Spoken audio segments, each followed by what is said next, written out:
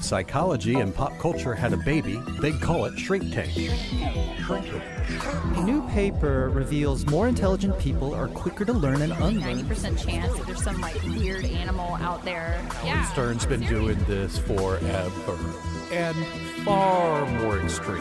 From Nashville and Charlotte, this is the Shrink Tank Podcast. Welcome, everybody. If you're joining us for the first time, a very special welcome to you. And if you're coming back for more, thanks so much for joining us again. I'm Dave Verhagen here in Nashville. We've got a great show for you. Our trending topic today is women in Hollywood. We'll get to that in our second segment. But first, let's meet our Charlotte panel of one. Dr. Frank Gaskell. Frank, you're by yourself there in Charlotte. All by myself. I'm so alone. It's so sad. I know. Everybody's abandoned you. And the reason why is because Emma Kate is over in Ireland, and Jonathan Hedderly, our certified Asian, is here with me. Hello, Jonathan. Hello, David. It's good to be in your actual office. I know. It's kind of weird to have you sitting here in my actual office. I'm staring at you while you talk. But I'm kind of hiding behind a little shield here, so that helps a Dave's little bit. created safety measures And while I'm in his office. Right before we started recording, I took a drink of water, and Jonathan made it clear that one of the weirdest things in his life is to watch me eat or drink anything. No, it's not weird. It's upsetting. It's one of the most upsetting visuals is to watch Dave eat or drink. I agree. Well, I really do. We're going to talk about our trending topic later, the wave of women in Hollywood. But first, Jonathan trolls the internets each week for a great story of psychology in the news for our first segment that we call Being Human. Well, it is official. The World Health Organization has made it clear that digital games can be addictive and those addicted to them need help. In the latest edition of its International Classification of Diseases, the United Nations agency concluded that people whose jobs, educations, family, or social lives have been upended by video games probably meet the criteria for a new form of addiction called gaming disorder. Now, why is the World Health Organization's decision important? Because it gives medical professionals around the world a single standard for identifying a problematic medical or behavioral issue and accepting it as a disorder worthy of attention and treatment. In addition, the classification codes are the foundation for health insurance billing in the United States. However, the American Psychiatric Association has proposed, but not yet fully embraced, a set of diagnostic criteria that are somewhat more detailed. So, Frank, as our resident video game lover, whom, I don't know, we maybe have to check the criteria to see if he meets it for gaming disorder. But what do you think about the World Health Organization's decision, and why do you think the American Psychiatric Association hasn't fully embraced this decision? Well, I want to come at this with two different angles. Angle number one is I have actually worked with teens who are absolutely addicted to the video games. There's been no question in my mind. When the games are removed, they've threatened suicide, and we had to do some serious interventions. But it's been very rare. On the flip side of this, I think we're going to make a disease out of everything. And it's less about addiction and more about, for me, compulsion. And too easy to use this as a babysitter. I want to know, where are the parents that are allowing these kids to play 8 hours a day? Like, what is happening there? That's a total old man Frank comment. It Kids is these days. Like, I mean, it's Get ridiculous. off my lawn. Like, come on, man. So, I'm down on the whole labeling of everything anyway, and it's also going to give people a scapegoat. It shifts the not the treatment, but it shifts the focus away from what I think the real issue is: finding balance, teaching self-control, and family relationships. The thing I'm confused about with it, I agree with you. I've definitely met kids that are addicted to video games. There's no question about that. But why gaming in particular? Why is there not something for porn addiction or just internet addiction or social media addiction? We know that people can, it's the same idea. So why, it's fascinating to me that of all the things, it lands specifically on gaming. Do we know why that is? I have a theory. I'd like to know exactly how many people on the committees that make these decisions are actually playing video games. I'd really like to know that, because I doubt it's many, and I bet they're all old and intellectuals and can't really understand the idea of gaming to begin with. So that I think it's probably a research bias. So that means the reason they haven't come up with porn addiction is because they all look at porn, and so because they're immersed and saturated with that, it's not a problem. Yeah, they don't want to take porn away from themselves because they can't get a date. They're all virgins. Now, I just want to make a note that I used the word porn and saturation in the same sentence. Yes, so you did. While he's talking to Frank. Yes. Right. That's a great idea. By the way, little sidebar here. One time Frank and I interviewed Philip Zimbardo, who's probably the most famous living psychologist. He's the one that did the Stanford Prison Experiment, which we'll talk about later in next week. And we interviewed him for 45 minutes. And for 40 of those 45 minutes, he stared straight at me. And for the 5 minutes he talked about porn addiction, he looked right at Frank. Yep. And I sweated. I felt like it was 10,000 degrees, and everybody was staring at me, laughing, and his nose was about touching mine. I thought I was going to black out. Hey, man, the eyes don't lie. Those eyes don't lie. Yeah, a little bit. So, Jonathan, I'm just curious for you. You definitely see young adult guys and teenage guys. I'm sure you've seen porn addiction. Do you feel like this is a good call to include this in the diagnostic manual?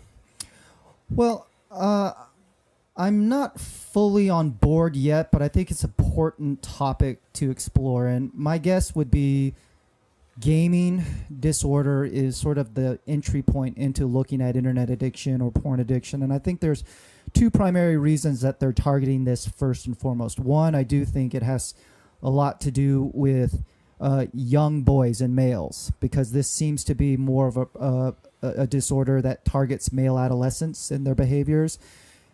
The other reason that I think that the World Health Organization versus the American Psychiatric have targeted this is because all the data, and we need much more research in this, but it looks like countries like China have a higher rates of adolescents that exhibit some of these, the criteria for the disorder, whereas in America, even though the three of us work in the mental health profession, we see a higher level of this than the general population. The data points suggest that 1% to 2% of kids and teens in the United States are affected. So I think there is this public outcry that's over-exaggerating this problem. It is a real problem, but it may be a bigger problem in other countries. And I do think that, and we've talked about this before, there seems to be an identity crisis with masculinity and young males, that they seem to be over-pathologizing a lot of behaviors that they think are like leading men to just like destroying their lives at a young age. So let's use that as our bridge to our trending topic, because if we're talking about masculinity, of course, it makes sense for three men to talk about women in Hollywood. Well, two men and Frank. Oh, right. Two men and a Yes. Frank. Thank you. And actually, we have a surprise guest for us all here, and she's in our Charlotte studio. Please welcome the lovely and talented Elise Howell, everybody. Yay! Thanks for having me, guys. Calling her lovely is sexist. We should call her ugly because we don't want to place any emphasis There on we go. physical Okay. There it is. looks, right? There. I'm a 21st century feminist. I'm woke. Set the alarm and all. I'm really glad you guys decided to have a female guest today with Emma Kate away. I know it. We just broke down and decided we'd have another woman on the panel. We couldn't not do it. But I wanted to ask you, Elise, tell us just briefly about what you do professionally. Like, what's your professional gig? Yes, so I am a licensed professional counselor, and I work mostly with women, especially teen girls, anxiety, disordered eating, and trauma. But I work with women across the lifespan. Awesome. So I'm going to ask you this question first. I'm going to go around the horn and ask everybody. Since we're going to talk about women in Hollywood, particularly some of the recent trends that we're seeing, who's your favorite actress? Do you have a single favorite actress that you love? Yes, Sandra Bullock. And I know that she's trending right now with Ocean's 8 just being released. But I love so much of what she's been in. Miss Congeniality, The Proposal, While You Were Sleeping, 2 Weeks Notice. Those are my films. And Frank? I am all about the Charlize Theron. She, I've managed to hear a lot more about her through the Howard Stern show, yes.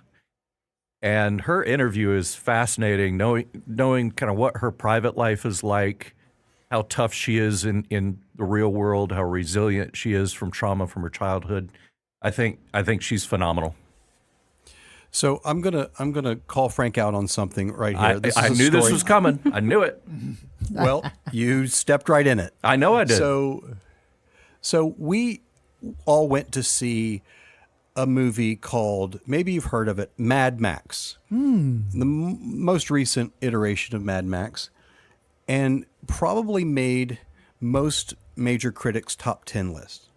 And Frank, before the movie, had been out enjoying some fun and fellowship with friends at a nearby establishment, and so came into the movie a little primed, and at the end of the movie stood up and announced to the theater how terrible the movie was because it wasn't about Mad Max, it was about Charlize Theron. Right. True? And I stand by it. She was a great actress. She's a great... Seriously, oh my God, Frank? here we go.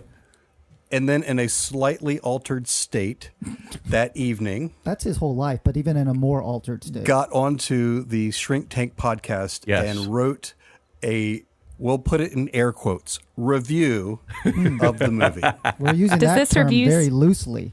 Does this review still exist? No, it does not.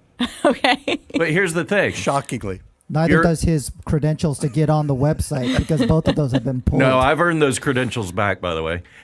Here's the Earned thing. is not the word I'd use. Here's the thing. You're saying, like, the reason why I didn't like it, because it was false advertising. And all they had to do was do one line in the movie to make it great. Do you want to know? But that one line made it horrible, huh? Charlize Theron, the guy would say, "What's your name?" And she would have said, "Max." And then, boom, that's a great movie. So that's why. I felt cheated. I was angry, and I still feel betrayed by that film. Because Mad Max holds a very... No, it's Mad Max holds a very special place in my heart, and that movie had nothing to do with him. You have a heart? What? And it should have been her. She's a much better Max. And she was also mad. So, there. Shut up. And you are too. Mad Frank. Whatever. I'm glad 8 hours separate us, Heatherly. Jonathan, who's your favorite actress? Well, I have different favorite actresses in different periods of film. Like, I love Kathleen Hepburn in the screwball comedies of the 30s and 40s. I love Ingrid Bergman with a lot of her Hitchcock and work and with Casablanca. But my favorite modern or current actress is Jessica Chastain. I think she is brilliant. She has incredible range. She can be a badass in Zero Dark 30. She can be this sassy Southern woman in The Help, or really be just sort of this otherworldly presence of a mother in Malik's Tree of Life. So I'm actually blown away by her range and her skill. I would say for me, Jennifer Lawrence is awesome, but I love Melissa McCarthy in movies. I think she is consistently funny in movies. Most comedies for me are hit or miss in terms of, most of them aren't that funny. She's a pretty consistently funny actress. When she hosts Saturday Night Live, she nails it. But even when her films aren't great, she's usually pretty great. Let me ask Frank though before we step off this. I said Jennifer Lawrence. Wait a minute. Any thought about Jennifer Lawrence? I will talk about her in 1 second. I just want to be clear that Jonathan Heatherly's favorite actress was Kathleen Hepburn. That's not her name, dude. Oh. Catherine Hepburn. I said Kathleen. Excuse me. Oh, Wow. That's a burn. Yeah. You should see how embarrassed I am, Frank. Like I'm humiliated right now. I don't know what I'm going to do. Yeah. Well, Yeah. whatever. So Do you have any what do I think about Jennifer Lawrence? Do you have any care about Jennifer Lawrence? I'm not a big fan. I mean, I don't like everybody's like, oh, she's so hot. Like, I don't really see it. And I didn't like, what was that Hunger Games crap? I didn't watch any of that. I thought they were probably pretty stupid. Hunger Games. So, yeah, I don't really care for her much. Yeah. Okay. Just thought I'd check in about it. Yeah. Okay. So we're going to talk about the wave of women in Hollywood, particularly some trends that are going on now. And as we're talking, The Incredibles 2 is out. Best opening of an animated film ever, I believe. Yep. And it has a female lead. Ocean's 8 is out and has a largely almost all female cast. And in recent years, last couple years or so, we've seen a remake of Ghostbusters. We've had a big production with Wonder Woman, Atomic Blonde, Tomb Raider, Annihilation, all that kind of stuff. We've seen a lot. But here's my question, Elise. First for you, is there anything new that's going on now that hasn't been going on for a while? In other words, if you look back in even more recent, or further years back, we've had Kill Bill, Aliens, Terminator 2, and so on. We've had animated films like Mulan. Is there anything different now than before in your estimation? I think what we're seeing now is that women are starting to create content for women. That in the past, one, it was rare to have a female carry a blockbuster, but now seeing with Patty Jenkins and Wonder Woman, it was a female director, and that people like Mindy Kaling are creating their own content, and it's not as driven by the white males. Out of that whole list of movies you just listed, I think Atomic Blonde was the only one that I heard it. Well, I watched it. I loved it. But all these other movies, I don't think they're very good. And I think... Wait a minute. You've seen them? I'm not about to see the Ghostbusters movie because it got so panned. And I met some women told me they went to go see Ocean's 8 and they weren't big fans of it either. But when you name Aliens and you name like Kill Bill, but even going further back, what's her name with the curly hair, pretty woman? What's her name? Julia Roberts. Yeah, Julia Roberts. Julia Roberts. I mean, there have been... the pretty woman with curly hair. What's her name? Oh, my gosh. I think I agree with Elise. I think it's different now because women are creating content for women. But I think it's an atmospheric change in Hollywood is what I'm hoping for. In addition to, I think, bear with me. My wife used to work in an all-male dominated world of finance. And women were treated like crap. And she had talked about creating a firm just for women and investments for women. And looking even at the political culture right now, I want women to not only lead politically, but drive our culture a lot more than is currently happening. I have a lot more peace when I see a woman in charge. That came out really, really wrong. Didn't mean it at all. I'm gonna anyway. Thanks. Good job, Elise. I'm gonna sit here for a minute. Well, I think what I've been hearing lately is that, especially among movie reviewers and critics, there need to be more women, more diversity there. Because yes, Ocean's 8, it did not get great reviews. A Wrinkle in Time did not get great reviews, and the movies weren't made for the white male movie critics, and that there needs to be a lot more diversity across all layers in the film industry. And I think when that changes, we'll really start to see even more diversity in films, that it's not just about adding more female-driven movies, but also movies representing more diversity in race, in the gender spectrum, sexual orientation. I think all of that's going to change once women start having more seats at the table. Mm-hmm. Jonathan, what's your take on this? Well, I mean, I agree with the point that Elise just made regarding representation on all facets of the entertainment industry and not just with a female headlining a film, an all-female cast, because it does come back to a number of issues of was the screenplay or script written from a male trying to be the voice of a female cast? Is it the director?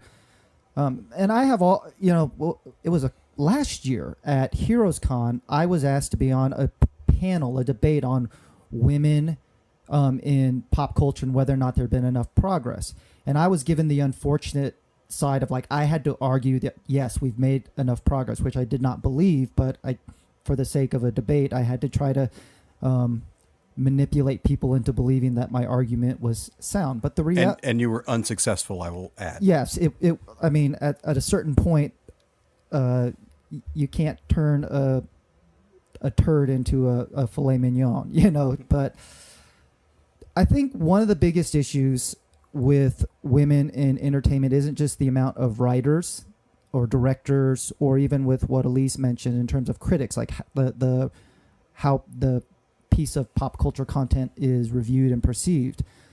One of the difficulties for all filmmakers that are not the mainstream majority, so people of color, women, is that they oftentimes are this litmus test of, can women directors be as successful? Can they open up a successful franchise or a successful film?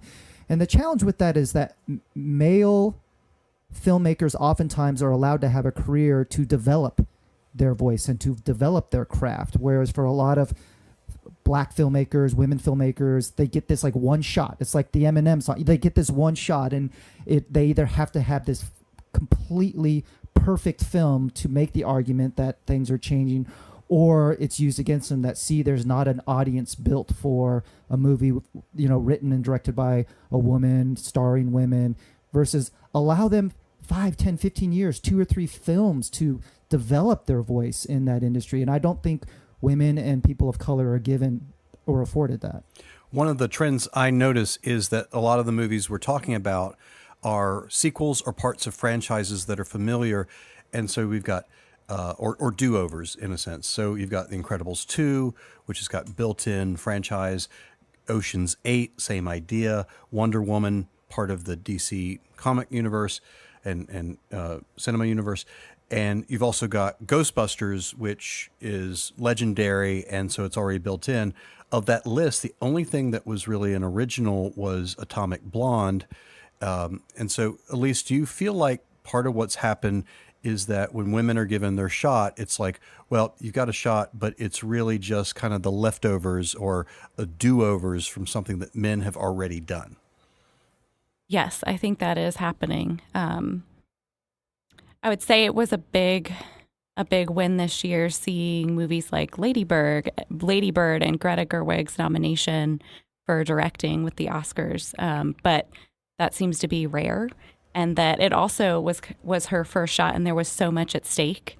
But I think in a couple of years, that what I think we'll see is that there's almost before Me Too and after Me Too, and that there's a lot of change happening right now. And I hope that down the road that we're going to see these women, their careers develop, and like Jonathan said, they will be given more than one shot. But as of now, I think we haven't seen them given a fair chance. Yeah, I agree with that. And also, there's another piece to this, because these movies that you've listed, and I'll go ahead and say it, I wasn't wild about Wonder Woman. I mean, it was fine, but I wasn't like, oh my God, it's the greatest thing since bread. Like, no, it wasn't that great. It wouldn't have been as good as Wonder Man, right, Frank? Wonder Man would have been like the bomb, huh? But Atomic Blonde, I loved it. And knowing her personality and what's sort of behind her craft was really cool. But I guess what I also am wondering is, are all these writers now moving into online shows? And so the overall talent of Hollywood is being drained of writers, and that we'll see more of this stuff online, like Stranger Things or shows like that. So you're saying that women will go to alternate platforms? I think that's where the best content is, and so I would hope to see more women on those shows. Well, I think what maybe like the male critical consensus gravitates towards oftentimes creates a hierarchy of what is high art and then what is sort of more fluff type of entertainment. And I think it just kind of speaks to, in some ways, two things. Number one is what men and women might find beautiful and artful can have some difference, especially if there's not a surrogate within the story that they can relate to. So the more you have domineering, conflicted men as the protagonists in a film, to me it just makes natural sense as humans that males would really like align themselves with that story, whereas for women it may feel more cold and remote. And you swap that out or reverse it, that stories where a woman protagonist, that guys might feel a little detached and feel like it doesn't really relate or apply to them. But the other is, and I think we need more representation. I think there needs to be more efforts for opportunity. But to me, one of the most discouraging things is that there are actually a lot of female filmmakers, directors that are doing really good work. And because they're not making a Stranger Things or not making something that's gets Oscar credit right now, they're not even being like mentioned in the pantheon of great women filmmakers. You have Amy Heckerling, who's a great filmmaker, Catherine Hardwicke. You have, Angelina Jolie has done some good work. Sofia Coppola, Dee Reese, who did Mudbound here, Jane Campion. Yeah, who did The Piano, like Lynn Ramsey. These are all great filmmakers, and they were great, and they are great, and their work was recognized long before Me Too. And so to me, I feel like it's dismissive of only championing some of the more recent people, because they've been there. They've had to fight even harder for their spot at the table, and I fear that a lot of times they got one or two shots and they couldn't sustain it. When I used to work in radio, we had a rule in the early years when I worked that you could never play two female artists back to back. You just couldn't. You're playing a set of songs, there couldn't be two female artists. Well, we know that's crap. That's stupid. And now you'll listen to radio without any regard for that. There's you'll hear Pink and Beyonce and Lady Gaga all in a row, Katy Perry, Taylor Swift, and so on. And so there was this kind of male-dominated industry that set their own rules, and then the rules proved themselves to be true because that's what people were used to. Same thing's true in film. You had this conventional wisdom that women couldn't open a film or that they couldn't direct a film that was a major franchisor. And now we're seeing that that's not true. And so Hollywood is fundamentally a business. And once they realize, you know what, you put a bunch of women together for a cast, it will draw a crowd. If it's a good movie, put a female lead in a superhero film, it's going to do well. The money's what's going to talk. And so I think that's the fundamental shift here, is Wonder Woman, whether Frank liked it or not, I thought it was a pretty good movie, is significant because it's a female superhero that blows away the box office. So we're going to wrap it up. But Elise, any other thoughts about this whole phenomenon that we're talking about? Well, I think one of the main differences I'm seeing too is these women who had to fight really hard kind of before that Jonathan referenced, before the Me Too movement. I think a lot of them were seen as nags, and that idea of women pushing themselves into the culture, it used to have this very negative connotation, but I think women's voices are being reframed as voices of advocates. And like Frank was saying, I think that we need to have more women in leadership so that they can step into this role of telling the truth, revealing the truth, and advocating for more diversity. Elise, thanks for being with us. Thank you guys for having me.